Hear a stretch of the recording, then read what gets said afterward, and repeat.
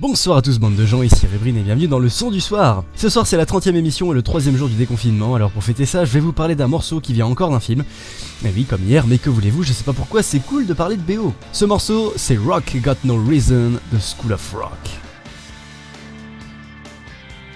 Alors School of Rock c'est un groupe qui n'existe pas. Ah bah super, à vendredi, bonne soirée, musique. Non mais laisse-moi expliquer aux gens. Alors School of Rock ou l'école du rock dans le pays de la poutine, c'est un film réalisé par Richard Linklater en 2003 qui met en scène Jack Black qui transmet son amour du rock à des gamins surdoués et bien sages grandissant dans une école privée et tout ce qui va avec. Ils vont donc former un groupe de rock pure race. Utilise un autre mot que race. Un groupe de rock pur jus qui s'inspire des plus grands groupes de rock de l'histoire, dont certains sont passés dans cette émission. On entend passer les noms de Yes, AC/DC évidemment, et même Led Zeppelin. Il y a même une légère critique de MTV. Bref, c'est un film fait par et pour les gens qui aimeraient découvrir ou bien redécouvrir cette chose magnifique qu'est le rock. Donc voilà, si vous ne l'avez jamais vu, je vous invite à le regarder et à bien apprécier le moment. Juste, je vous déconseillerais de le voir en VF, à moins que vous aimiez bien entendre la voix de Koé détruire le jeu d'acteur de Jack Black. Voilà, c'était les conseils complètement subjectifs de moi. Mais bon, si vous voulez le faire découvrir à des gamins, faites-les le regarder en français, soyez pas stupides non plus.